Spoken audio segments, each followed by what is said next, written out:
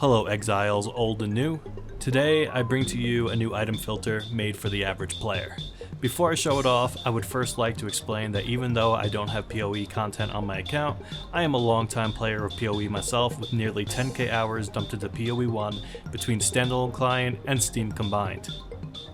I have already racked up another 200 plus hours in POE 2 and I'm currently running tier 17 juiced maps on my second class. Between my own experience and all the content for POE 2 that I had digested these last 2 weeks, I thought with my technical background I could put together a very well made filter that is specifically made for the POE 2 experience. My filter is not strict at all. In fact, it is a heavily updated version of the existing NeverSync filter, so if you are using NeverSync's filter and wanted something a bit more, this may be the perfect filter for you. What you are looking at right now is the reason I chose to call this filter a natural filter.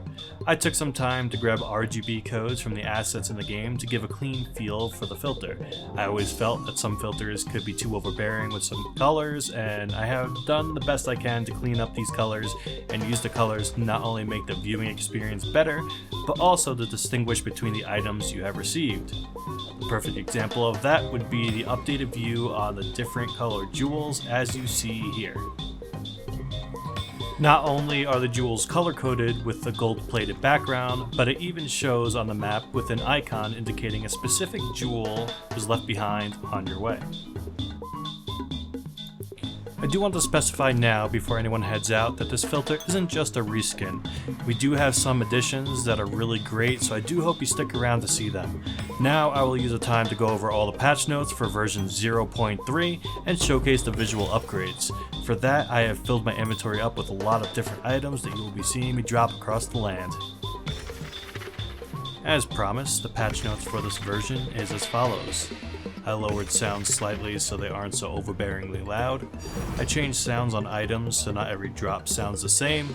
I fixed an issue with simulacrum splinters and breach splinters, having lower audio when dropped in comparison to other items. I fixed an issue with level 19 gems, which would cause them not to get a special highlight. The color cyan was used for lots of drops, making it hard to distinguish, so we changed a lot of the colors as you are seeing now. I fixed an issue with simulacrum splinters and breach splinters having a significantly lower audio when dropped. I tweaked the text size on many items. Time lost jewels base type was added and the text size was significantly increased for these special jewels. I added to the currency tier list by creating additional tiers and moving items around to better suit their value. I separated expedition artifacts from other currency and gave them their own color. I did the same for omens and trial maps. Instead of hiding gold, I added them back to view as a small gold text. With the smaller amount of items that POE 2 drops compared to POE 1, this change actually fits really well into the game and is not too much, as you will see in my full map clear later in the video. I separated the tablets and expedition logbooks from other currency. I added difficulty color borders around the waystones. Tiers 1 through 5 will drop with a white border, while 6 through 10 and 11 plus will drop as orange and red respectively.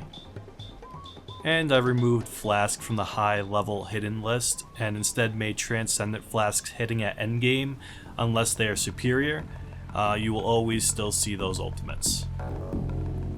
Now lastly, I created a good base filter to showcase items that are good for crafting, gambling, and selling. I figured this addition needed to happen because we are left with so many smaller currencies and it was difficult to find items to use them on. Now you can feel confident knowing that the bases that drop with red borders are bases worth using small currency on to see rolls or potentially bases you should be mastercrafting from. I do warn you that not every good base is in this filter yet because I'm sure that there will be new metas and items people are looking for at all times throughout this early access, but this is definitely a good start. Now I will leave you with a video of me doing a high tier map so you can see a bit of what it looks like being used in a map. Please excuse the pace in which I need to move through the map. This build was heavily nerfed prior to me using it. I chose to go magnetic salvo anyway because I wanted to make it work and I just didn't believe that it was dead. But yeah, enjoy.